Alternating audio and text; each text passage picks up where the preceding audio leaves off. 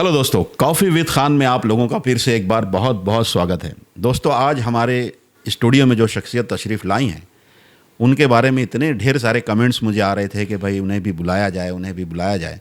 और आज हमने उनसे रिक्वेस्ट की कि भाई आज हमारे स्टूडियो में प्लीज़ आप आ जाओ, क्योंकि बहुत से लोग आपका इंटरव्यू देखना चाहते हैं, आपकी लाइफ के बारे में जानना चाहते हैं। तो उस शख्सियत का नाम है पूनम पाटिल, जिन्हें आप लोग प्यार से उन्हें गुंडी भी बुलाते हैं। और आज हम उनसे जानेंगे उनके ज़िंदगी के सफ़र की कहानी, यहाँ तक के पहुँचने की, खुद उन्हीं की ज़बानी। तो आइए मिलते हैं पूनम पाटिल जी से। नमस्ते पूनम जी, बहुत बहुत शुक्रिया हमारे स्टूडियो में आने के लिए, और इतनी दूर से आप आए हमारे लिए, स्पेशली हमारे लिए नहीं, आपके फैंस के लिए आप आए कि भाई उनकी तमन्ना थी। काफ़ी दिनों से मुझे कमेंट्स आ रहे थे, हर वीडियो में कमेंट्स थे कि भाई गुंडी को भी बुलाया जाए। थैंक यू सो मच, आपने मुझे बुलाया और ये मौका दिया, ये मेरे लिए बहुत बड़ी बात है। और लोगों के लिए भी कि उनको खुशी होगी कि नहीं, हमारी फरमाइश पूरी की गई कहीं ना कहीं, और आपने भी उनकी लाज रख ली उनकी। तो पूनम, हम शुरू करेंगे आपके बचपन के दिनों से कि बचपन के हालात कैसे थे, पेरेंट्स क्या किया करते थे, और कहाँ पे जन्म हुआ, तालीम कहाँ तक हासिल की, पढ़ाई कहाँ तक हासिल की? सबसे पहले तो मुझे माँ बाप नहीं है। मैं जब 3 साल की थी तब भी मेरे माँ बाप, मेरे मम्मी पापा रोड एक्सीडेंट में एक्सपायर हो गए। अच्छा। और मुझे मेरे नानी ने, मेरे नाना ने, उन्होंने मुझे छोटे से बड़ा किया। ओके। और पढ़ी लिखी हूँ मैं बहुत, मैंने बीएससी किया हुआ है। अच्छा। मेरा बीएससी हुआ है, पढ़ाई में भी बहुत अच्छी थी। बट हालात ऐसे थे कि बचपन में ही माँ बाप चले गए। माँ क्या रहती है ये मुझे मालूम नहीं, बाप क्या रहता है ये मुझे मालूम नहीं। ऐसा ऐसे नहीं है कि कैसे रहते। हाँ।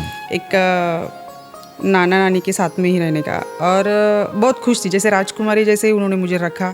ऐसा कुछ मुझे तकलीफ़ वगैरह नहीं थी, क्योंकि नाना भी मेरे सर्विस को थे। अच्छा। और इसलिए हालात अच्छे ही थे। बट मेरा जब हालात बुरे जब हुए, जब पहले मेरा बड़ा मामा एक्सपायर हुआ, और उसके बाद मेरे यानी नाना जी एक्सपायर हुए। वो जैसे ही एक्सपायर हुए तब मैं 12 साल की थी। तो तब से मेरे हालात बहुत ही ख़राब हो गए। अच्छा। कि जो स्कूल की फ़ीस रहती ना, वो भी मुझे यानी पैसे नहीं रहते थे, क्योंकि नानी तो कुछ कमाती नहीं थी। और पेंशन मिलती थी मेरे नानी को, तो उसमें उसको घर संभालना, मेरे छोटे मामा को भी संभालना, सब यानी सब जिम्मेदारी थी उनके ऊपर। अपने मामा वगैरह कितने थे बच्चे? मुझे 2 मामा थे, और बड़ा मामा ही एक्सपायर हो गया। वो उसका बहुत यानी बाप क्या रहता ना, मैं उसमें ही मैंने बाप देखा। अच्छा। क्योंकि मुझे उन्होंने कभी माँ बाप की याद आने नहीं दी। उन्होंने मुझे सब लड़के जैसा रखा, यानी इस लड़कियों जैसे मेरे में अभी आगे बताऊंगी मैं आपको। जैसे उन्होंने बहुत प्यार किया, लाड़ प्यार किया। बट थोड़ा सा उसको ड्रिंक की आदत थी मेरे मामा को। अच्छा। उसकी वजह से उसका लीवर ख़राब हो गया और वो एक्सपायर हो गया। और वो जाने के बाद मेरे नाना जी को एक या 2 साल में ही मेरे नाना जी अटैक आके वो भी एक्सपायर हो गए। और घर ही ख़त्म हो गया ना, क्योंकि कमाने वाले वो दोनों ही थे। बिल्कुल। और उसकी वजह से बहुत तकलीफ होने लगी। फिर वहाँ से मेरा स्ट्रगल स्टार्ट हुआ। तो पढ़ाई वगैरह कहाँ तक किए थे उस टाइम में, बचपन? मैं तब 7 क्लास में थी। 12 साल की उम्र थी? हाँ, मैं 7 क्लास में थी। और उसके बाद मैंने जैसे कैसे करके 10वीं पास की। ओके। और मुझे स्कूल का यूनिफॉर्म भी नहीं रहता था वहाँ पे। जैसे किसी के पुराने जैसे छोटे कपड़े डाल देते थे, तो वो कपड़े मैं लेके आती थी, और वो यूनिफॉर्म में स्कूल में से किसी के पुराने वगैरह कपड़े लेके वो मैं पहनती थी। हालत बहुत ख़राब थे, बहुत ख़राब थे।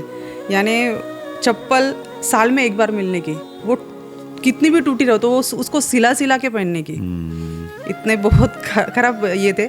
बट कोई नहीं, पढ़ाई में बहुत होशियार थी।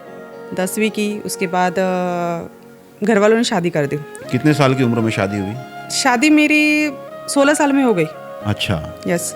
जब तक ये सब लाइन में थे ही नहीं, मतलब जो नहीं थी, यानी 7 क्लास में जब मेरे नाना जी एक्सपायर हुए, हाँ, तब मुझे यानी ज़रूरत थी बहुत स्कूल के फीस वगैरह भरने हाँ, की, काम की ज़रूरत। तब मुझे जब साली नंबर 1 ये प्रोजेक्ट मेरे पास आया, और डरती थी बहुत थी, क्योंकि घर से निकलना मुझे मालूम नहीं था। क्योंकि जहाँ पे रहती थी ना, तो वो स्लम एरिया था एक्चुअली। अच्छा।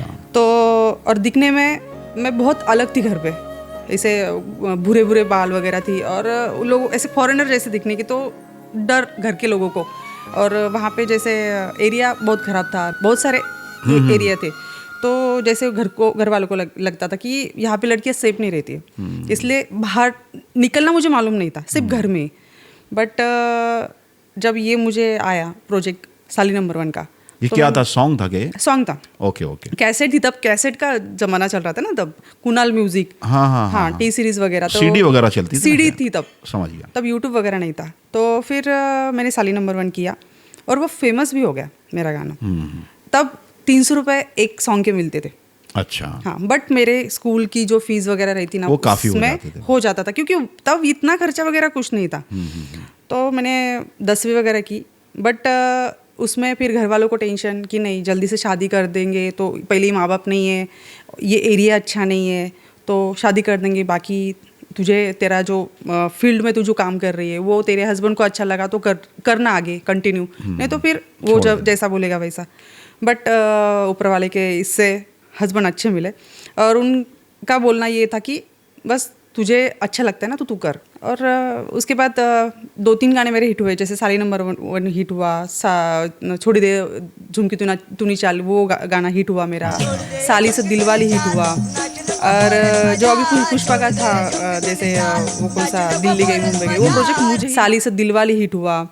और जो अभी पुष्पा का था, जैसे वो कौन सा दिल्ली गई मुंबई गई, वो प्रोजेक्ट मुझे ही मिला था। अच्छा। बट एक्चुअली मेरी 10वीं की एग्ज़ाम थी, तो इसलिए मैंने वो रह गया था वो। मैंने बोला कि नहीं मेरे से नहीं होगा, क्योंकि बोर्ड की एग्ज़ाम थी मेरी, तो इसलिए वो पुष्पा की तरफ चला गया वो उसके नसीब में था एक्चुअली। तो उसके नसीब में था, उसको मिल गया। वो जो परेशानी के जो दिन थे पूनम, जैसे उस वक्त आप छोटी भी थे, मामा का भी डेथ हो गई और नाना भी एक्सपायर हो गए थे, मम्मी पापा नहीं थे, तो उसके जो हालात थे वो दिनों का कोई ऐसा किस्सा जो बहुत ज़्यादा टफ था वो दिन या वो पल, वो हालात? तब की सिचुएशन ऐसी होती ना, मेरे जब बड़ा मामा एक्सपायर हुआ और उसकी औरत भी रहती थी साथ में, बड़ी मामी, और नाना जी भी। बट कैसा रहता था कि घर में एक ट्राउजर ने क्या कि ये सिर्फ पढ़ाई करती है, इसने काम भी करनी चाहिए घर में, तो वो नहीं कैसे मराठी में बोलते तसं नसं करायला लागली मला, नहीं का असं, हाँ, तो करने लगी वो। तो फिर नानी मेरी, मुझे तकलीफ ना हो तो इसलिए मेरी नानी खुद मेरे आगे आगे बर्तन उसको धो के देना, उसके आगे आगे करना। तो तब मुश्किल ये आया कि मुझे हॉस्टल में डालना पड़ा। अच्छा। मेरी नानी को उसकी वजह से, तो 1 साल मुझे हॉस्टल में रखा। बट वो बाहर का खाने की आदत नहीं थी मुझे, क्योंकि जैसे मेरे नाना जी, उनको नॉनवेज खाने की बहुत आदत थी। जैसे दोपहर में, यानी सुबह मटन खाया तो शाम को मच्छी खाने की, ऐसे उनको कंटिन्यू नॉनवेज चलता था। उनकी वजह से मुझे भी वो आदत थी। अच्छा। यानी रोटी चावल वगैरह ये मैं नहीं खाती थी, और मसालेदार भी नहीं, सिर्फ वो जो आर्नी रास्ता रहता ना, वही मैं ज़्यादा खाने की। और उसमें हॉस्टल में डालने के बाद जो खाना मिलने का, उसकी वजह से मैं पड़ गई बीमार, बहुत ज़्यादा बीमार। अच्छा। तो उसमें 1 महीना मैं हॉस्पिटल में एडमिट थी। अच्छा। तो फिर भी मेरी नानी डरते डरते कि मैं इसको रखूंगी तो ये फिर से घर में झगड़े करेगी, ये करेगी वो करेगी, इसलिए उसी वजह से मेरी जल्दी शादी कर दी। वो 2-3 साल कैसे तो भी निकाले, जैसे ही मैं 10वीं पास हुई तो मेरी शादी कर दी।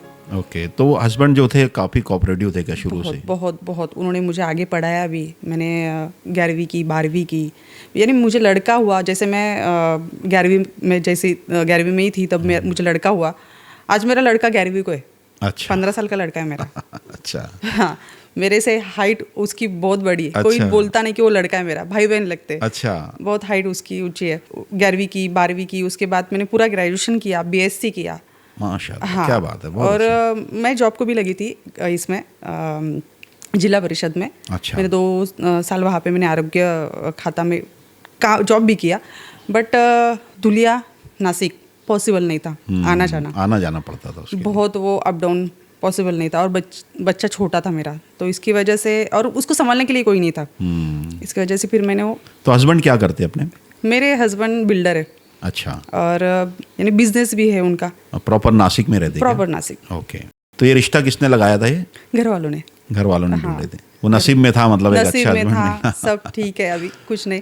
बट फिर भी मैंने स्ट्रगल छोड़ा नहीं सर, कि हाँ ठीक है चलो हस्बैंड का अच्छा है और मैं कुछ ना करूँ, क्योंकि मैं 0 से ऊपर आई हूँ। हाँ, तो मेरी एक सोच है कि नहीं, करना चाहिए, कोशिश करनी चाहिए। Definitely. कोशिश करने के बाद जो भी चीज़ अपने को चाहिए ना, तो वो कोशिश करनी चाहिए, वो मिलती है अपने को। बिल्कुल बिल्कुल। आज खुद का घर, सब, यानी एक स्टेटस, स्टेबल हो गई हूँ मैं। बिल्कुल बिल्कुल स्टेबल हो गई हूँ, सब कुछ है, और बच्चे वगैरह भी पढ़ रहे हैं, सब बहुत कुछ अच्छा एकदम।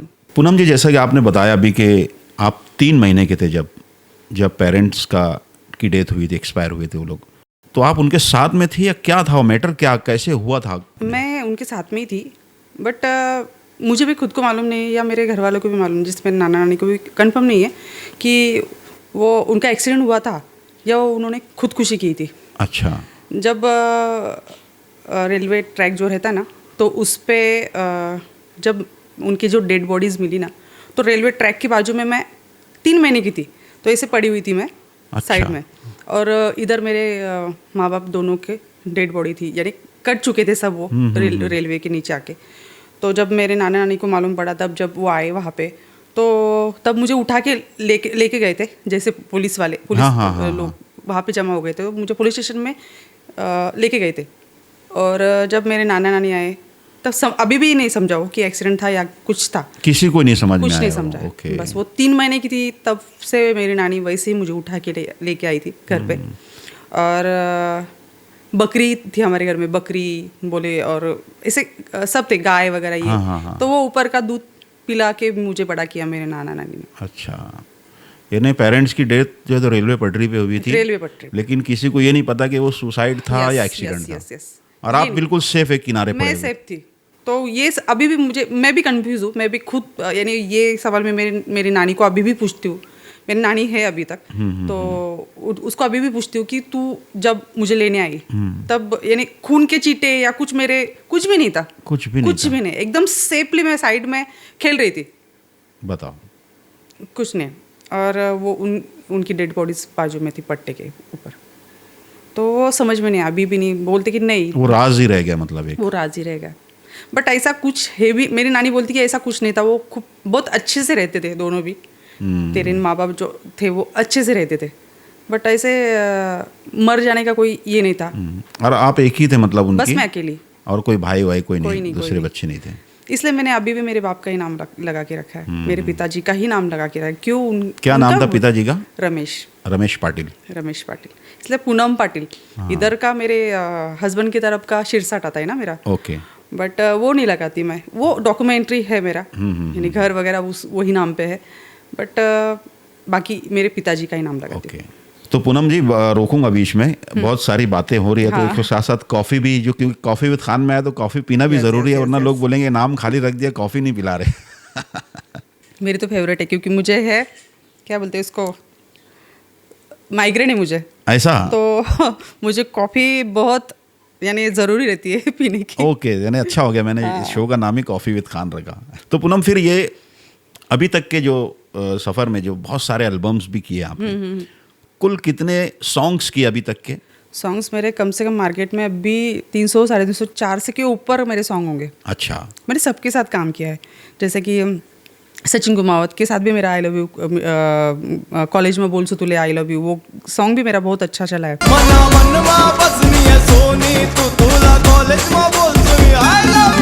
और जो जूने सॉन्ग है तो वो तो अभी भी डीजे पे चलते रहते हैं। बिल्कुल, लोग देख बहुत सारे सॉन्ग किए हैं मैंने। नहीं, सारे सॉन्ग्स में जितने भी एल्बम्स किए थे, म्यूजिक एल्बम, सबसे पसंदीदा सॉन्ग कौन कौन से अपने? उसमें ये छोड़ी दे झुमकी तूनी चाल, ये एक सॉन्ग ऐसा है ना कि जिसको नहीं आती मराठी आयरनी, वो भी उस पर डांस करता है। अच्छा। इतना मस्त गाना है, यानी एक ओल्ड सॉन्ग है वो, बट बहुत अच्छा लगता है। और वो एक नक नक सानी बाई मीनार, वो भी गाना ट्रेंडिंग में चल रहा है इस पे, अपने इंस्टा पे। अभी भी? अभी करंट में कौन सा एल्बम किए? कुछ एक ही किया था मैंने, देवड़ा का किया था। वो है ना, एक्चुअली आयरनी वर्ड्स रहते ना, तो वो जबान पे आते नहीं, जल्दी से नहीं आता है। मामानीपुर कुछ तो भी है, मामा ना क्या है, वेनीला गोंडा, ऐसा कुछ तो भी सॉन्ग है वो। अच्छा, वो भी अच्छा चल रहा है। और उसके बाद अचानक एक्टिंग में कैसे क्या आना हुआ, और एक्टिंग में सबसे पहला ब्रेक कहाँ मिला था? एक्चुअली मैंने पहले बरहानपुर में ना एक मूवी की थी मैंने, आयरनी में। अच्छा। हाँ, फिर उसके बाद ईश्वर माली का भी मैंने एक मूवी किया, और मूवी में ज़्यादा इंटरेस्ट नहीं था सर जी मुझे, क्योंकि वो उसमें ना 1-1 महीना लग जाता था। तो उसकी वजह से मुझे स्टे करना मुझे पहले से ही पसंद नहीं, मैं स्टे नहीं करती हूँ, मैं सुबह जाऊँगी शाम में घर पे आ जाऊँगी। तो उसकी वजह से वो मूवी मैंने कम से कम 5-6 की, ज़्यादा नहीं की मैंने शेगांव का राणा गजानन भी किया है, मराठी। अच्छा। मूवी अपने मिलिंद, कौन सा ये शायाजी शिंदे सर के साथ, अच्छा। उनके साथ भी किया है मैंने। और आए मुझे ब्रेक, यानी मराठी में भी बहुत सारे मुझे ब्रेक मिले। मैंने 1-2 किए, बट उसके बाद फिर वो नहीं पॉसिबल हुआ, बॉम्बे जाना, वापस आना, वो नहीं हुआ। भाई घर की जिम्मेदारी भी साथ ही हाँ, साथ हाँ। बच्चे को देखना। और बहुत सारे गैर, यानी दिमाग में डालते कि नहीं फिल्म इंडस्ट्री में ऐसा चलता है, होता है, वैसा वैसा चलता है, तो डर लगता है कि नहीं चाहिए, इसलिए फिर नहीं किया मैंने। और फिर ये कॉमेडी में फिर कैसे आना हुआ? कॉमेडी में तो यानी मामू के बकरे में नहीं किया था। कहाँ पे था ये? मालेगांव में हुआ था ना? मालेगांव में। Okay okay okay. हाँ, नफीस सर है ना, उनके साथ मैंने किया था अच्छा। मामू के बकरे। तब तृप्ति व्यवहारे भी थी मेरे साथ में। ओके ओके, हाँ हाँ। और उसके बाद फिर आपके साथ किया मैंने मालेगांव का चिंटू। चिंटू में भी उसमें फॉरेनर बनी थी मैं।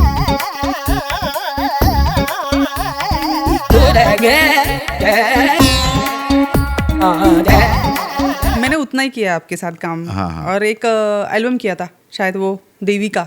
हाँ हाँ, देवी का एल्बम। यस। मैंने एडिट किया था एक्चुअल में वो। Yes, yes, लेकिन उस टाइम में वो अपने चिंटू से पहले का था वो एल्बम जो उसके था। पहले का था। हाँ, हाँ, तो उसमें मैंने देखा था ना, मुझे याद था। तो वो जब हम लोग शूट कर रहे थे चिंटू की ना, तो प्रोडक्शन जो मैनेजर था उसने बोला यार कोई फीमेल आर्टिस्ट कोई देखो जो अंग्रेज जिसको बना सके।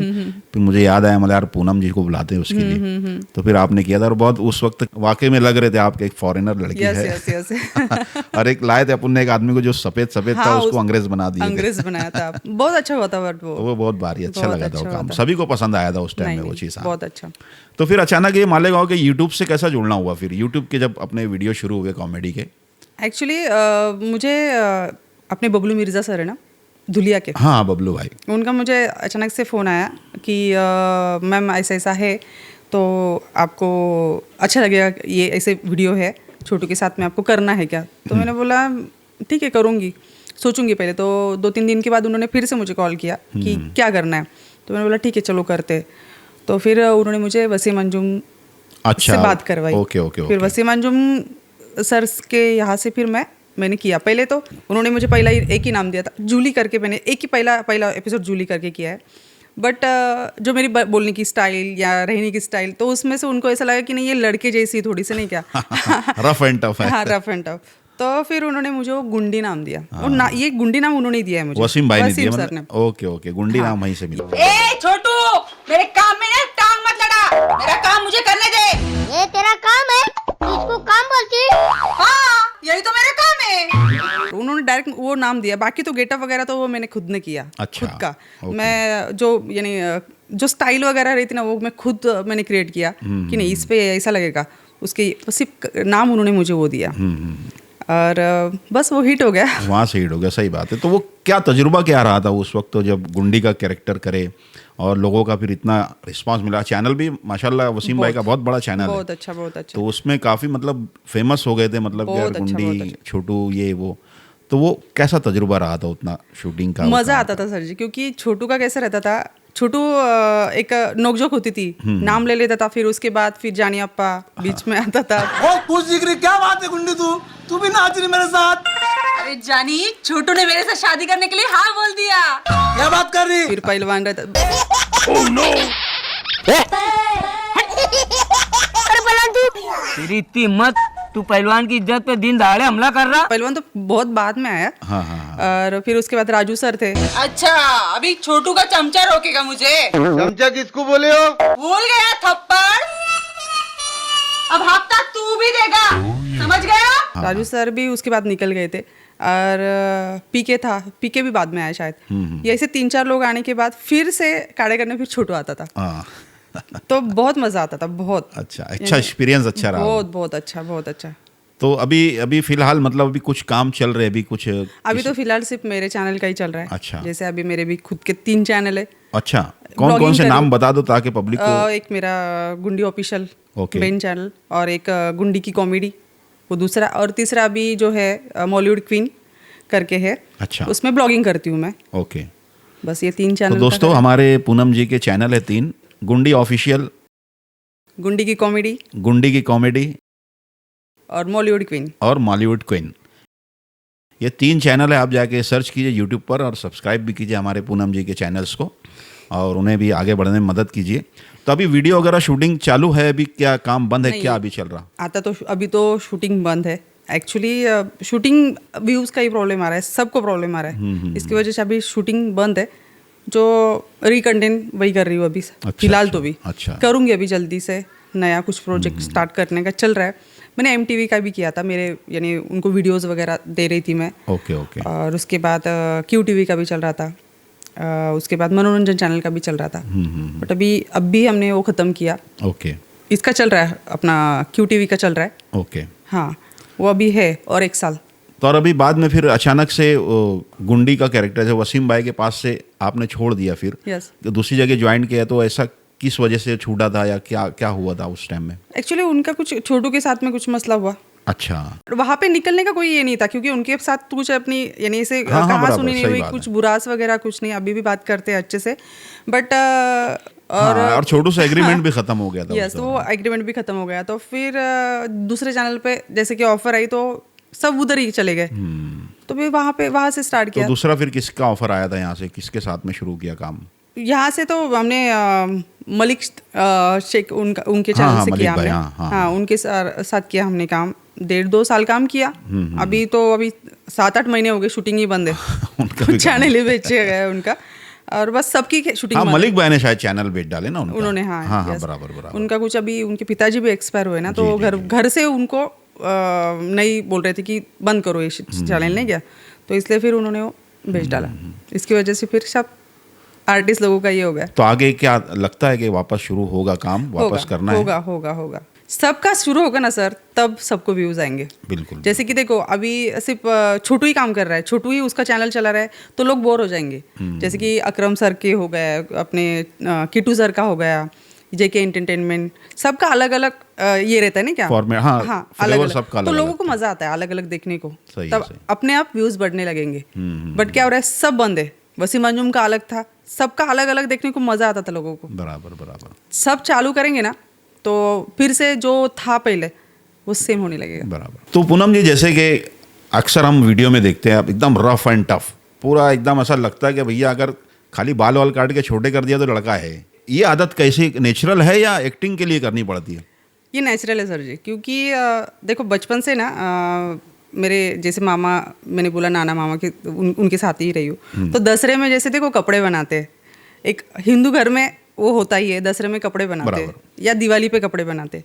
तो मैं सबसे छोटी, एकदम छोटी, अभी मेरा छोटा मामा अभी 55 साल का है, तो मैं एकदम छोटी। और उसमें मेरे दोनों मामा के कपड़े बनने के ना, तो उसमें क्या होने का, जो कपड़ा बचने का, वो पैंट, उनकी पैंट के कपड़े में मुझे शॉर्ट पैंट, हाफ चड्डी बोलने को उसको, और उसके बाद शर्ट, ऐसे मुझे बनाने के। और बाल थे मेरे बहुत ऐसे क्या बोलते, ज़्यादा हेवी थे मेरे बाल।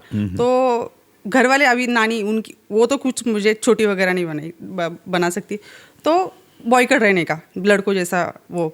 अच्छा अच्छा अच्छा। तो एक लड़के जैसा नहीं, क्या डरना वगैरह। मेरे नाना जी बोलते कि कभी किसी को डरना नहीं, तू जिस दिन डरेगी तो तू कभी आगे सब नहीं जा डराते ही पाएगा। रहेंगे फिर तेरे को। तो वो बस वो ऐसे धीरे देने के, मुझे समझाने के, कभी नहीं डरने का, कभी नहीं डरने का।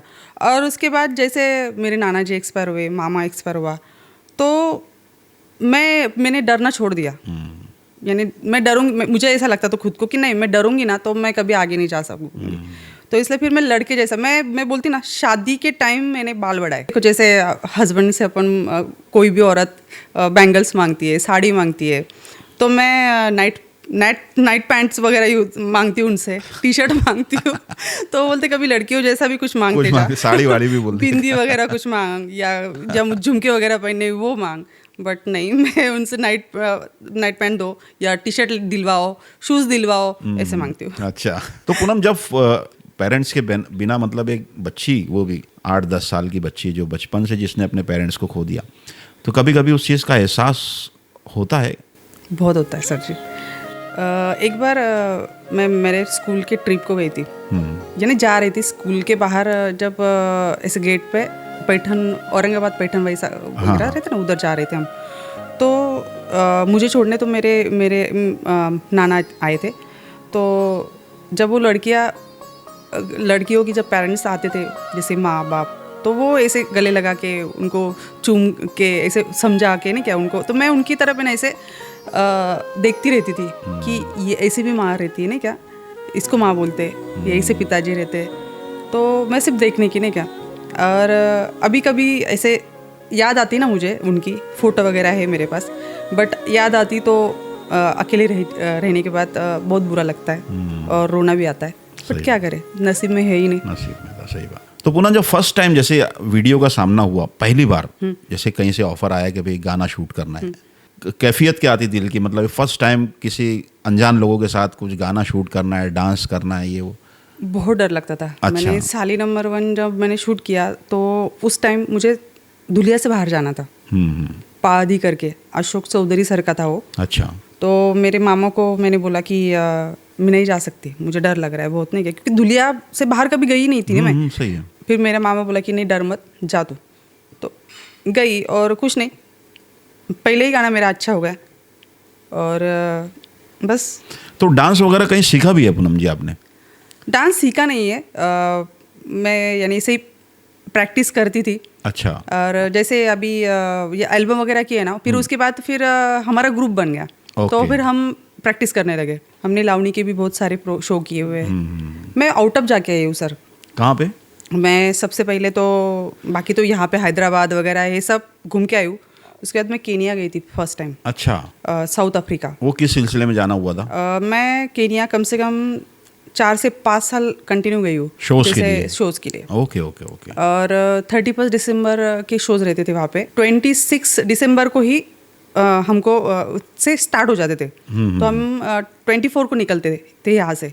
तो 24 से लेके 4 जनवरी अच्छा तक हम वहाँ पे रहते थे, और फिर 5 या 6 तारीख को फिर वापस आते थे, क्योंकि 14 घंटे लगते थे हमको।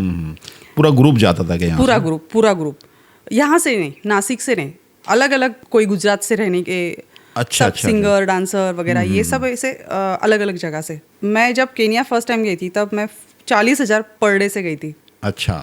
तो मैं 5 से 6 साल मैंने किया वो कंटिन्यू। मैं दुबई जाके आई हूँ, दुबई 3 महीने रह के आई हूँ। मैं अबू धाबी जाके आई हूँ। ये जब शोज के सिलसिले में शोज जाना के होता? सिलसिले अच्छा अच्छा। अभी जाने होने का मूड नहीं होता या बंद कर दिया क्या?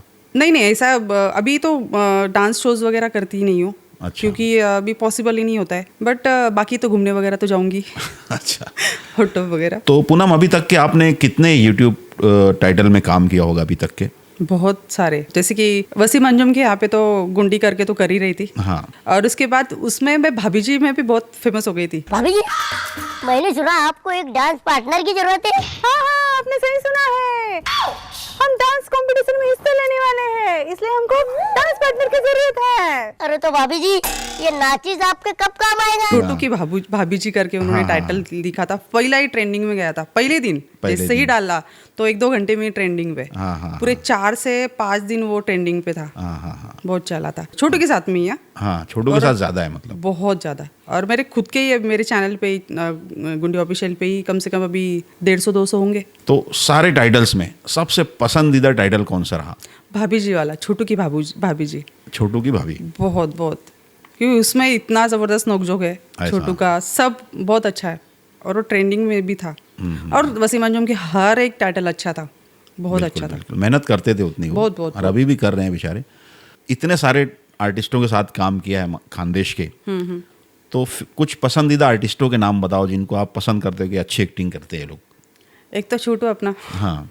और उसके बाद वो कौन, कल्लू सर ने क्या, वो कल्लू बनारसी। मुझे बहुत अच्छा लगती है उनकी एक्टिंग, बहुत अच्छे। वो जो लैंग्वेज बोलते हैं ना, हाँ तो ऐसा थोड़ी ना होता। बहुत पसंद आते, और हंसी आती है एक्चुअली। वो जब बात करते ना, बहुत हंसी आती है। बिल्कुल। मुझे पसंद है बहुत उनकी एक्टिंग। तो पूनम, जैसे अभी आप ही की तरह बहुत सारी लड़कियां भी जो है इस फील्ड में कोशिश कर रही है, कोई मुंबई में कर रहा है, तो ऐसे यंगर्स को, ऐसे नए लोगों को आप क्या मैसेज देना चाहोगे, खास तौर से लड़कियों को? मैं तो यही कहूँगी कि बस आगे बढ़ो, बट गलत काम करके आगे मत बढ़ो। कोशिश करते रहो, वो भले लेट मिलेगी पर थेट मिलेगी, बट कोशिश करो पर गलत काम मत करो। क्योंकि देखो आज आपने देखा है मार्केट में बहुत प्रॉब्लम चल रही है, लड़कियां सेफ नहीं है। बिल्कुल। और बस मैं तो यही कहूँगी कि संभल के कदम आगे बढ़ो। तो इसी पे से एक सवाल करूँगा पूनम जी मैं, कि जैसे इतनी लंबी जर्नी में शुरुआत से लेके अभी तक के, तो कभी एक लड़की होने के नाते किसी तरह का हरेसमेंट का सामना हुआ है कभी?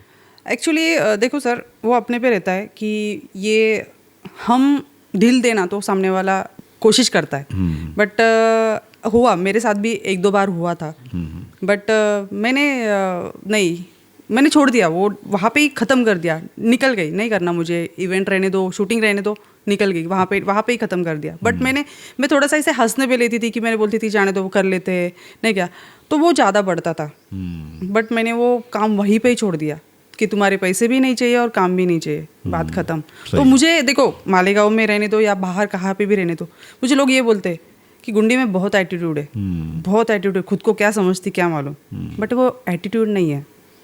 मैं खुद की रिस्पेक्ट करती हूँ। बिल्कुल बिल्कुल। बस मेरा एक खुद का रूल से बोले तो अच्छा है, सेल्फ डिफेंस ही इसको Yes, बोला जा yes, सकता yes. है कि अपने एटीट्यूड से सामने वाले yes. को ये जाहिर ही मत होने दो कि हम नरम घास है, कोई भी तोड़ के Yes. खा लेगा, ऐसा अभी नहीं है। मेरे जैसे देखो मेरी सब टीम है, सबके साथ बात करती हूँ, ऐसा किसके साथ ये नहीं कि मैं आऊँगी ये उधर मुँह करके बैठा है मेरे से बात नहीं करेगा, सब बात करेंगे। अभी जैसे कि देखो मैं फार्म हाउस पे भी आऊँगी तो यहाँ पे वॉचमैन से लेके सब बात करेंगे मेरे से। बिल्कुल सही। मैं यानी बोलते एटीट्यूड ही रहती तो मेरे से कोई बात नहीं करता था। जो पहचान के जो अपने उनसे मैं अच्छे से बात करती हूँ, बराबर। तो इसकी वजह से बस लोगों को सही यही है, लगता सही। है। तो जिंदगी का कोई सबसे बड़ा सपना जो अभी तक पूरा नहीं हुआ? नहीं, अभी तो बस बच्चों को उनके पैरों पे खड़ा करना है, ओके। बहुत पढ़ाना है बच्चों को, और बाकी तो अभी मेरा तो सब कुछ, अभी मैं तो सेटल ही हो गई, मुझे अभी कोई नहीं, कुछ नहीं चाहिए, बस आराम, अब जस्ट बच्चों के लिए बस जो भी बस करना है। बस मुझे जो नहीं मिला वो मेरे बच्चों को मिलना चाहिए, और उनके हर सपने पूरे करने हैं मुझे। शूटिंग के दौरान का कोई किस्सा सुनाओ, कोई मज़ेदार किस्सा या कोई हादसा हो गया हो शूटिंग के दौरान में? शूटिंग में कभी कभी कुछ अजीब सी बात हो जाती, लोग हंस हंस के परेशान हो जाते या हाँ कुछ हाँ हाँ, एक हादसा हो बार जाता? क्या हुआ था, छोटू का ही किस्सा बताती। वो छोटू को शूटिंग नहीं करनी थी, नहीं मैंने करना था। आगे शूटिंग नहीं करनी थी उसको। तो जैसे कि उसने डायरेक्ट कपड़े निकाल लिए और बस इतने, बस वो नहीं है, वो नाचने लगा वहाँ पे, नहीं क्या, छोड़ दी, उसको शूटिंग ही नहीं करनी थी। अच्छा। तो वो अलग ही उसके वो एड़े चाले, ऐसे ड्रिंक वगैरह तो करता ही नहीं वो, तो बस वो एड़े चाले करने लगा। सब टेंशन में, ये ऐसा क्यों कर रहा है? अच्छा, एड़े चाले मतलब क्या कर रहा था वैसा? वो नीचे घूम रहा, नाच रहा, जोर जोर से हंस रहा, सबको ऐसा लग रहा कि इसको कुछ तो भी हुआ है। अच्छा। पर वो नाटक कर रहा था एक्चुअली। तो वो नाटक कर रहा था, फिर बाद में मालूम पड़ा उसने 2.5 घंटा वो नाटक किया। ओहो हो। तो शूटिंग तो कैंसिल करनी ही पड़ी, क्योंकि शूटिंग कैंसिल नहीं कर रहे थे, अपने कलीम सर भी थे, तो शूटिंग नहीं करना ही। फिर इसने जो प्लान किया वो सक्सेस किया, उसने कामयाब हो गया, मतलब कामयाब हो गया। बहुत हंसा है उसने, इतना एड़े चले कर रहा था, कपड़े विपड़े डायरेक्ट पूरा चड्डी पे डांस कर रहा था वो। अरे वो किस्सा कोई नहीं भूल सकता। पर शूटिंग कैंसिल की उसने। करना ही बढ़िया ना, उसने मनवा के रहा, मतलब आज करना ही नहीं मेरे को शूटिंग। नहीं, उसने मनवा लिया, और वो उस दिन शूटिंग ही कैंसिल हो गई, और 5 बजे हम निकल गए घर पे। अच्छा, तो जब शूटिंग के लिए आते थे पूनम, तो यानी नासिक से आते थे, फिर वापस अप डाउन करते थे वो टाइम में भी? मैं सुबह 7:45 बजे घर से निकलती हुई, 4 बजे उठना, घर का थोड़ा बहुत करके, उसके बाद सब मेरा रेडी करके, और फिर मैं 7:45 को निकलती थी, 8:30 9:45 तक यहाँ पे आती थी। फिर शाम को जैसे 6 साढ़े 6 बजे शूटिंग ख़त्म होने के बाद फिर से मैं निकलती थी, और फिर 1.5-2 घंटा घर पे जाने को, फिर से सुबह 7:45 बजे, ऐसे 4-5 दिन कंटिन्यू शूटिंग रहने की। हाँ, बैग्स मैं 4-5 दिनों की पैक करके यहाँ पे रख के जाने हाँ, की। हाँ, हाँ। तो सिर्फ मुझे अप डाउन करना पड़ता था। Okay okay. 1.5 घंटा लगता है। हाँ, नासिक ज़्यादा से नहीं। तो मालेगांव। और दूसरा ये पूनम के जैसे आपने जितने सारे टाइटल्स में काम किया, और मैंने देखा है कि हर टाइटल में अलग अलग कैरेक्टर रहते था आपका। Yes. कभी किस में गुंडी बन गए, कभी किस में सीधी सादी लड़की है, किस में पॉकेट मार है, किस में चोर है, कुछ है, पुलिस है। तो इतने सारे किरदार अदा करते करते ऐसा कौन सा किरदार था, कैरेक्टर था जो सबसे मुश्किल लगा था आपको? पुष्पा, पुष्पा, गुंडी पुष्पा। अच्छा। उसमें क्या मुश्किल था, मतलब वो ऐसे टेढ़ी मुंडी करके ऐसा नहीं क्या, ऐसा चलने का भी अगर?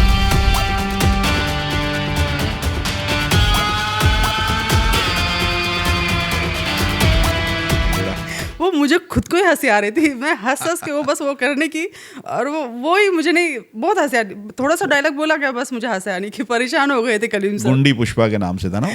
पर बहुत चला वो मेरा टाइटल, बहुत अच्छा। और ऐसा कोई किरदार अदा करने की तमन्ना है दिल में, ऐसा रोल अदा करूं मैं कि एक यादगार रहे, कि मुझे इमोशनल कुछ करना है, कुछ फेमिलियर करना है, कोई ऐसा कैरेक्टर करने की है तमन्ना दिल में? हाँ है मुझे एक्चुअली। वो जो गांव की लड़कियां रहती, देखो गांव वाला जो है, हाँ, हाँ। सीरियल करना है मुझे, वो गांव वाला जो लुक लेके नहीं क्या, हाँ, वो एक ही बाकी रह गया, बाकी तो सब मैंने ठेठ गांव की लड़की जो रहती है बस एकदम। वो गांव की खेड़े की जो लड़की रहती ना, हाँ, हाँ, वो एक रह गया है मेरा। बाकी तो मैं डॉक्टर बन चुकी, ऑल सभी मैंने हो चुकी। वो क्या बोलते जाम बेच चुकी हूँ मैं, सब हो गया। सही है।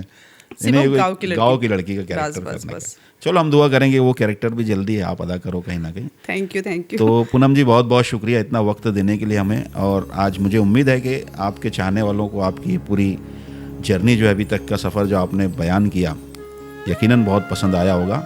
और ख़ास तौर से बच्चियों के लिए जो अपनी अपनी फील्ड में मेहनत कर रही हैं उनके लिए एक मैसेज भी है, एक मिसाल है हमारे सामने पूनम पाटिल जी, जो आज इन इतनी एक बिना माँ बाप की बच्ची संघर्ष करते हुए किस तरह से भी यहाँ तक पहुँची है। किस्मत की भी बात होती है, लेकिन साथ ही साथ नीयत का साफ़ होना, अपने आप से ईमानदार रहना बहुत ज़रूरी होता है। तो मैं सभी बच्चियों से यही गुजारिश करूँगा कि आप भी कुछ ना कुछ पूनम जी की कहानी से सीखिए, मंजिल एक दिन आपको भी ज़रूर मिलेगी। तो पूनम जी एक बार फिर से बहुत बहुत शुक्रिया। Thank you sir, thank you. और दोस्तों आज के लिए बस इतना ही। और मुझे उम्मीद है कि पूनम जी का ये वीडियो, ये इंटरव्यू आप लोगों को पसंद आया होगा। अगर ये वीडियो पसंद आया है तो इसे लाइक कीजिए, अच्छी अच्छी कमेंट्स कीजिए और हमारे चैनल अकरम खान ऑफिशियल को सब्सक्राइब भी ज़रूर कीजिए। तो अगली वीडियो तक के लिए अपने भाई अकरम खान को इजाज़त दीजिए, फिर मिलते हैं किसी और शख्सियत के साथ। तब तक के लिए गुड बाय।